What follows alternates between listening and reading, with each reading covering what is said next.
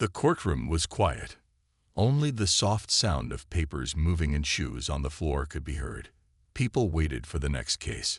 The judge, an older white woman named Judge Martha Hale, sat high in her chair. She had seen many teenagers in her courtroom.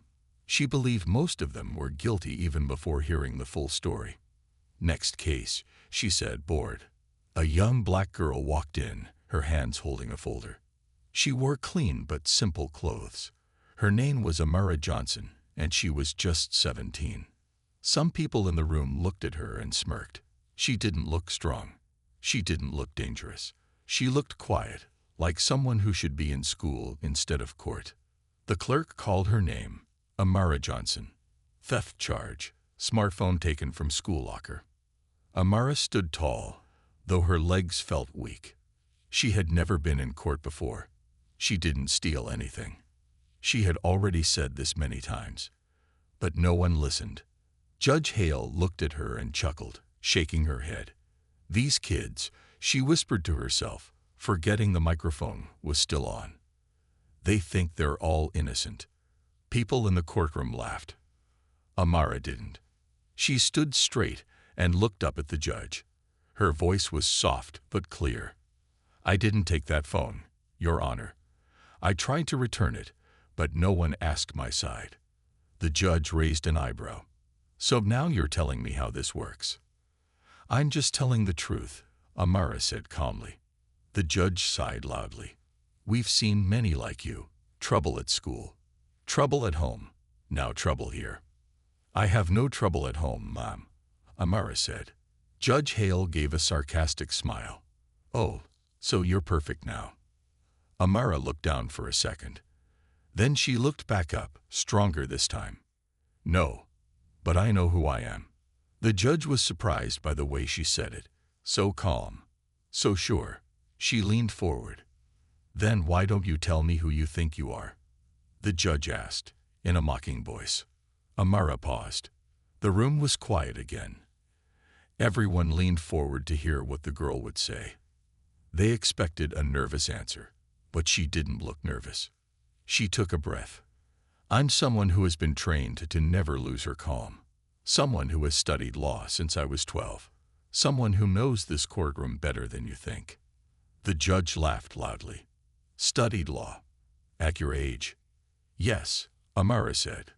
"And I wrote a letter to you last week, explaining everything. But your clerk said you threw it away without reading." The courtroom gasped. Judge Hale went red with anger and shame. "You are speaking too boldly for someone accused of theft," she snapped.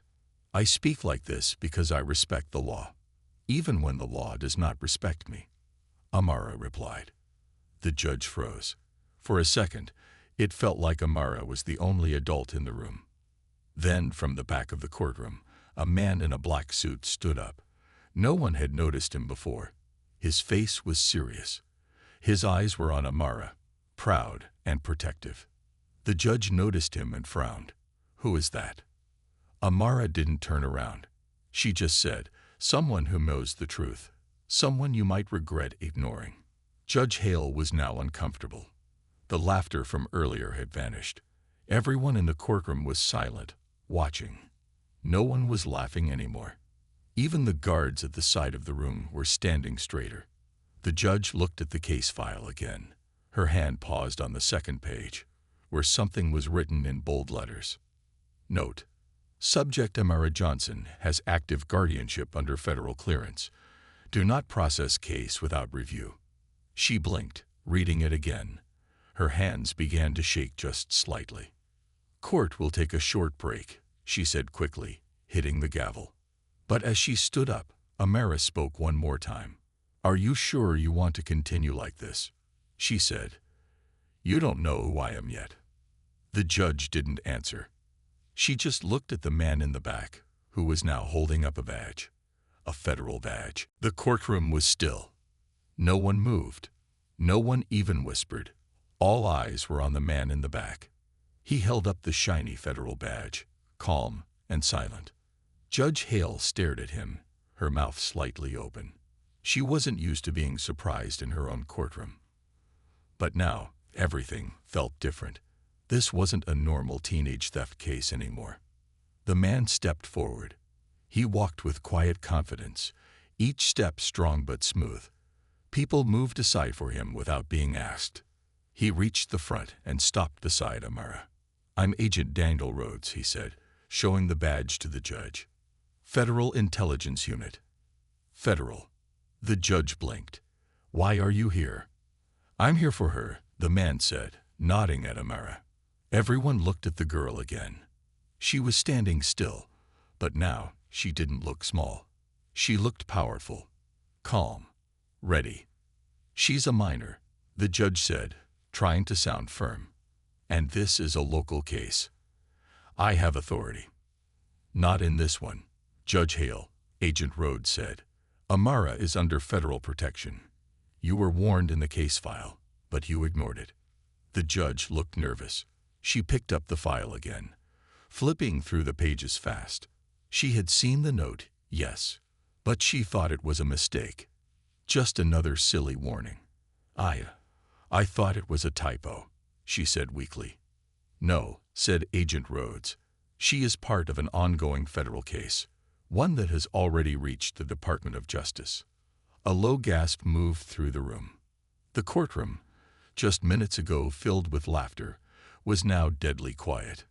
Even the lawyers at their desks didn't know what to say. "Why?" the judge asked.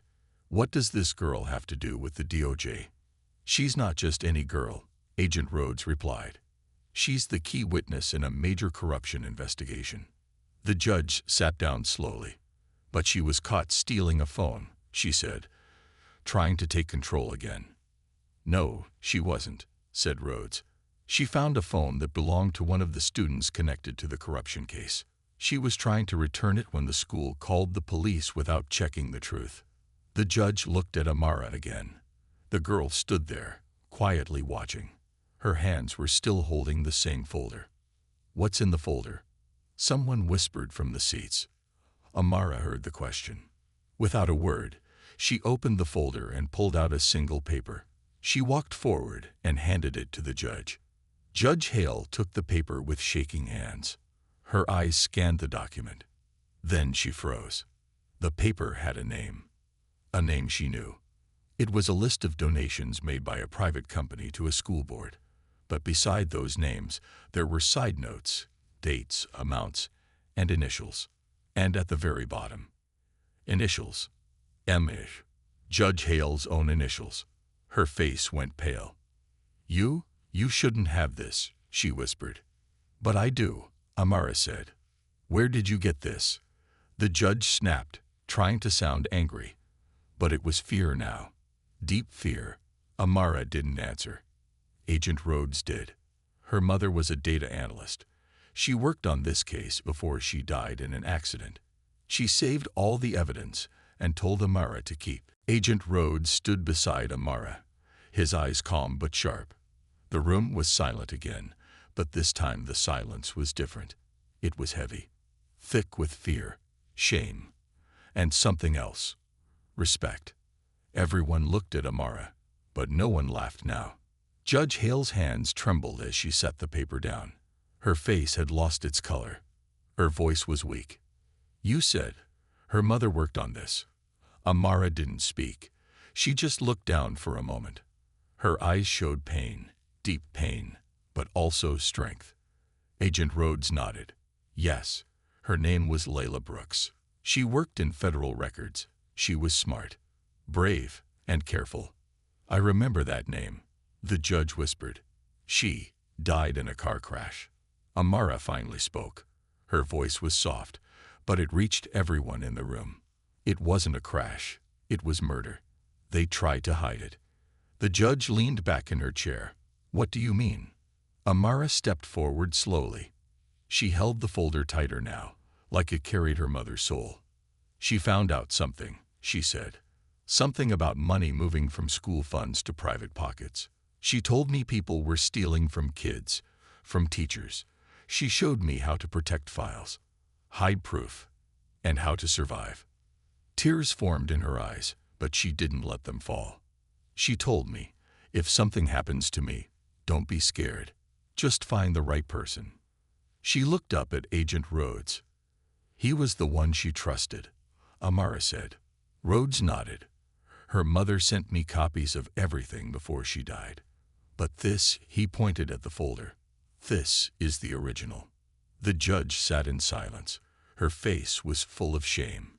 She had laughed at this girl, insulted her, threatened her with jail. And now the same girl stood before her, holding the proof that could destroy careers, maybe even hers. But why bring this now? The judge asked. Why today? Amara's voice was steady now. Because you laughed at me. And because I saw you in the documents. Gasps filled the courtroom. Even the lawyers leaned forward, trying to see the paper. Rhodes stepped in. We're not here to destroy anyone. We're here for justice. This girl is not a criminal. She's a survivor, a truth teller, and she came here to give you a choice. Judge Hale looked confused. A choice? Yes, said Amara. Either you help us, or we add your name to the list. The judge looked down, hands shaking. For the first time in her life, she felt powerless. Not because of fear, but because she had been wrong. So wrong. She had judged a child without knowing her story. She had laughed when she should have listened. I want to help, she said softly. Agent Rhodes nodded. Then start by clearing her name and helping us bring down the people who took her mother's life. The judge slowly nodded. Then Amara turned toward the courtroom. Everyone was watching her now with respect. Some with guilt, some with awe. But no one saw her as just a kid anymore. She wasn't a joke. She was a fighter, a daughter of a brave mother. And her story was just beginning. The courtroom that once buzzed with whispers was now dead silent.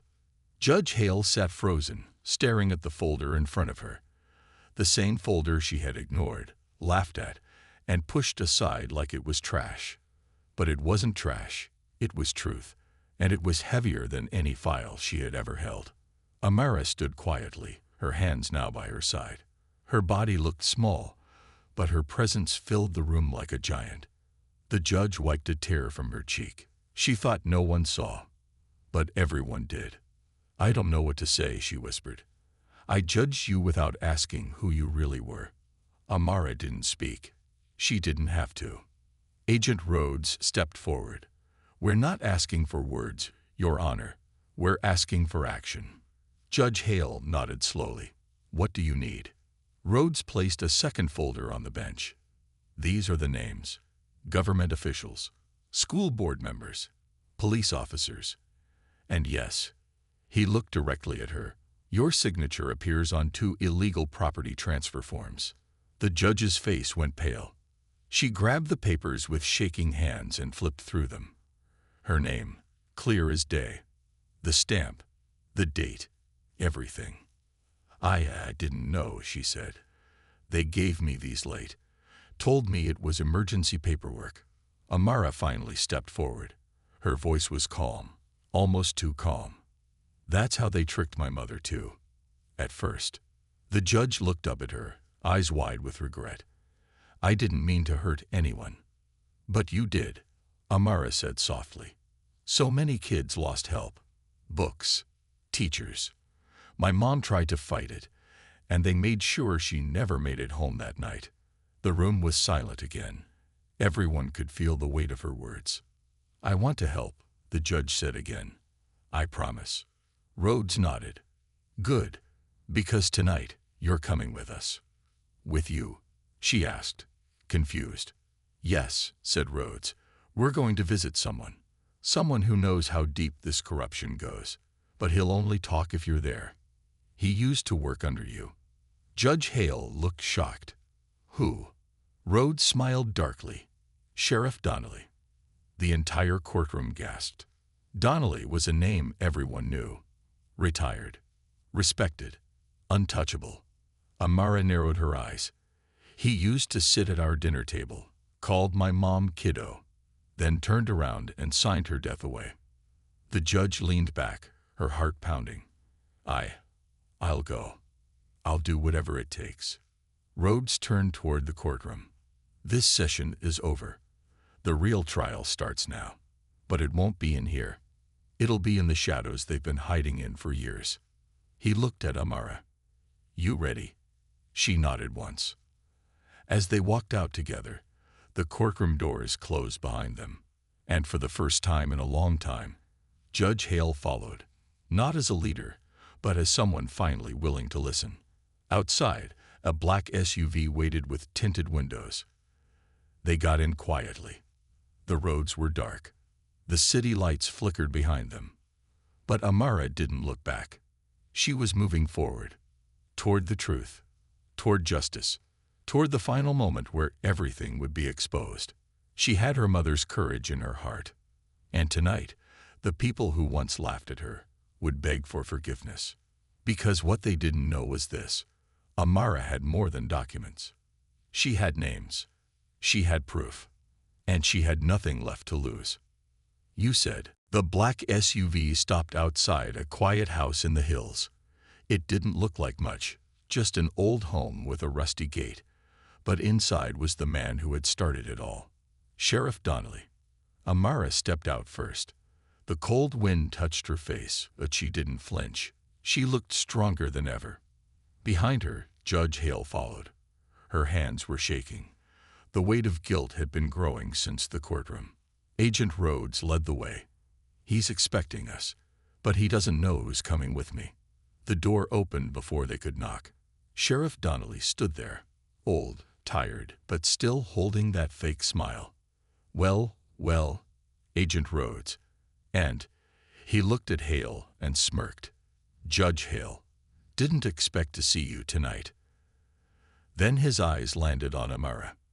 The smile disappeared. You, he said, his voice dry. Yes, me, Amara replied, stepping inside without waiting for an invitation. They walked into the living room. Rhodes placed a recorder on the table and pressed the red button. Sheriff Donnelly, he began. We know about the school funding theft, the false arrests, the missing documents, and the night of the fire that killed Amara's mother. Donnelly sat down slowly.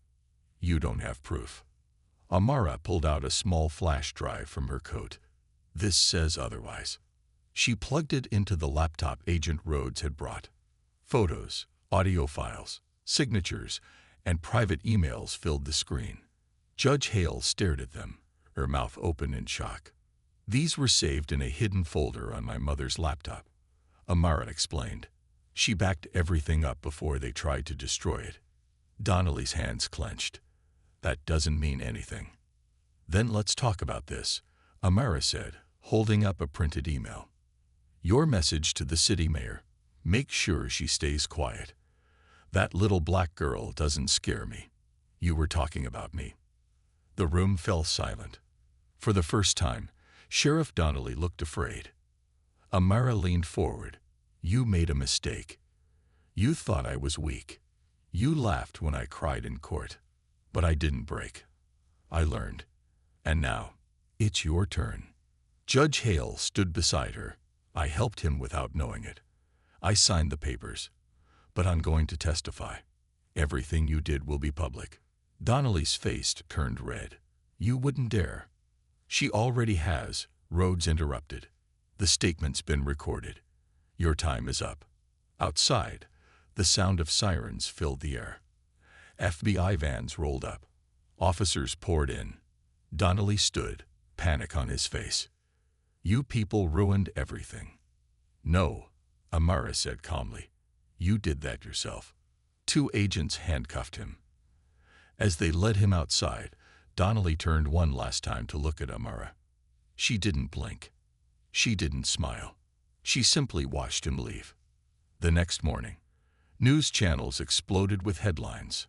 Retired sheriff arrested for corruption and cover-up. Black teen brings down city-wide conspiracy. Judge joins forces with victim to expose truth. People who once mocked Amara now called her a hero. At school, no one laughed anymore. Teachers greeted her with respect. Students looked at her like she was a legend. But Amara didn't care about the fame. She walked through the halls with her head held high, because justice was served. 1 week later, Judge Hale invited Amara to her office. She handed her a letter. "What's this?" Amara asked. "An offer," the judge said, smiling. "A scholarship to any law school you want, from a private donor who says they believe in your fire." Amara opened the envelope. Her eyes filled with tears. "I want to be better than them," she whispered. "You already are," Judge Hale replied. "And you're just getting started." Amara looked out the window. The city lights shimmered. Her mother's picture was in her pocket, her voice still in her heart. She had made a promise. And now, the world finally knew who she really was. Not just a teen, not just a name on a file, but a fighter, a truth teller, and the spark that brought a broken system to its knees. The courtroom was quiet again. But this time, Amara wasn't the one standing alone. She stood proudly at the front, not as a victim, but as a speaker. A special event had been called, Voices for Justice. Schools, lawyers, judges, and families were invited. And at the center of it all was the girl who had once been laughed at for saying a cop was her father. Now, they all wanted to hear her speak. Amara looked around the room. She saw faces, some familiar, some new. But one seat in the front row stood out. Empty. She paused. A deep breath filled her chest. Then she began. "Hello, everyone. My name is Amara. Some of you knew me as the girl who made a joke in court. But it wasn't a joke. It was the truth. And that truth nearly destroyed me." Her voice didn't shake. "People laughed at me. A judge laughed. A sheriff tried to hide things. My mother died protecting the truth. But I'm still here." She raised her head, her eyes strong. "Because the truth matters. No matter how young, poor, or black you are, your voice matters." The room stayed silent. Everyone listened. My father was a cop, but not just any cop. He was undercover. And no one knew, not even him, that I existed. He died before we met. But he left behind something bigger than blood. He left behind a promise. To protect the truth. To protect me. She stopped. People wiped away tears. Justice didn't come easy. I was ignored, mocked. But I learned that real power doesn't come from a badge or a robe. It comes from not giving up, even when the whole room is laughing. Amara looked at Judge Hale, who gave a slow nod, full of respect. "I forgive those who failed me," Amara said softly. "But I will never forget, because what happened to me is happening to others too." She took out a list from her pocket. "These are names, kids like me, who were silenced, pushed aside, laughed at, but not anymore." She placed the list on the podium. "I speak for them now." Later that day, outside the courthouse, a crowd had gathered. Reporters, students, parents. Many held signs. "Believe black voices. Truth has no color." Amara changed us all. As she stepped out, people clapped. Some cheered. A little girl ran up to her and hugged her legs. "You're my hero," the girl whispered. Amara knelt down. "You're your own hero, sweetie. I just helped clear the way." Behind her, Judge Hale stood with Agent Rhodes. "She's not just a brave teen," Hale said to the press. "She's the reason we're fixing a broken system." 1 month later, Amara sat in her new apartment. A scholarship letter rested on the table. She was heading to law school in the fall. But that wasn't all. Her phone buzzed. New message. "Hey Amara, we're ready to start the podcast. Let's give others a voice too. Kareem." She smiled. Kareem had stood by her during the darkest days. Now they were creating a podcast called Laugh Now, Speak Forever. Its goal, to help other kids tell their stories, to be heard, to find justice.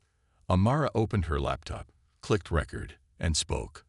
"Welcome to episode 1, The Day They Laughed." 1 year later, a bronze statue stood outside the courthouse. It showed a girl holding a scale of justice in one hand and a microphone in the other. The plaque read, Amara Jones.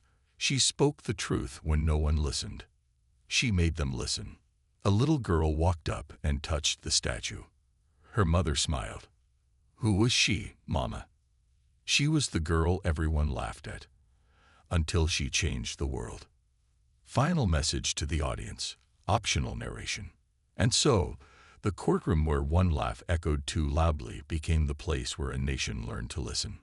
A black teen who once stood alone now stands forever in the hearts of those who believe that truth, no matter who speaks it, can change everything. 1 week after the statue of Amara Jones was unveiled, something unexpected happened.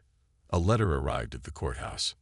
Not an email, not a typed message, but a handwritten letter on old paper, sealed with a red wax stamp.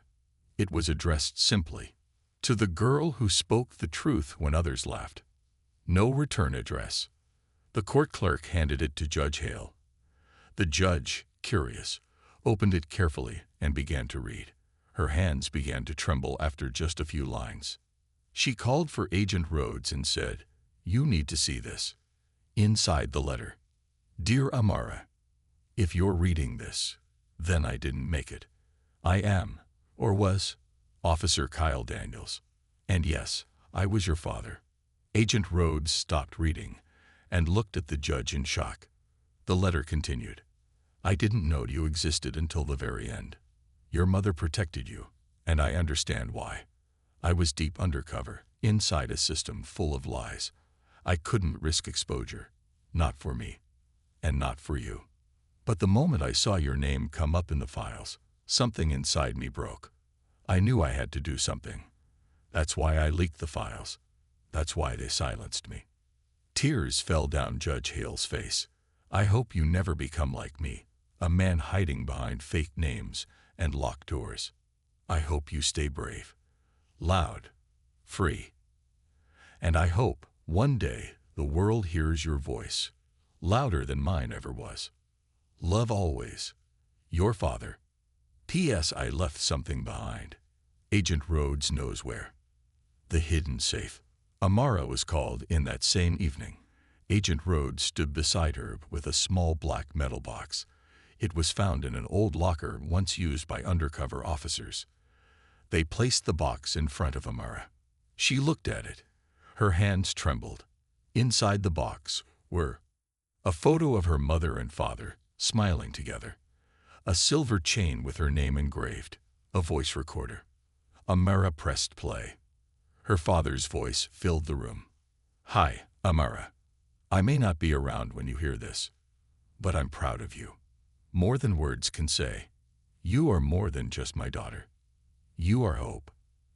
And when the world gets dark, remember, your light can burn through anything. Keep shining. For me. For her. For you." Amara wiped her tears. She didn't cry because she was sad. She cried because she finally felt whole. 3 months later, Amara gave a speech at the National Youth Justice Conference. But this time, it was broadcast live on national TV. "Too many voices are still being silenced," she said. "But not anymore. We are not just witnesses. We are warriors." She ended her speech with her father's last words. "Your light can burn through anything." The crowd stood. A standing ovation. Final twist. That night, back in her room, Amara opened a message sent from an unknown number. The message read, "He wasn't the only one who knew. There's more. Much more. Are you ready to learn the full truth?" Amara stared at the screen. The past was not done with her, and she was no longer afraid. She smiled. Typed back, "I was born ready." The courtroom was silent. The kind of silence that wrapped around your chest and made it hard to breathe. Everyone's eyes were fixed on the girl standing in the middle of the room. Amara Jones. She had walked in quietly at first, head held high, dressed in simple clothes. No lawyer, no family beside her. Only the truth walked with her. Judge Hale, the same judge who once laughed at her, now sat frozen behind the bench.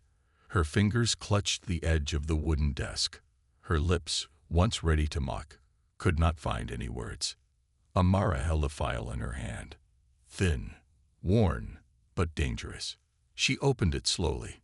Inside were photos, dates, secret reports, evidence hidden for years, and one piece of paper that made the entire courtroom gasp. A DNA test. Your Honor, Amara spoke. Her voice was calm, but it carried fire. Real fire.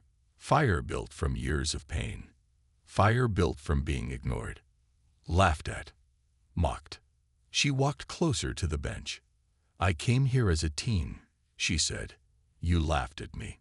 Said I was lying when I said a police officer was my father. You didn't even look at the files I brought. Now she held up the DNA result.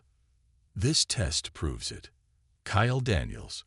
Badge #8274. He was my father. Gasps echoed in the room. A woman in the front row dropped her purse. A reporter's pen stopped moving.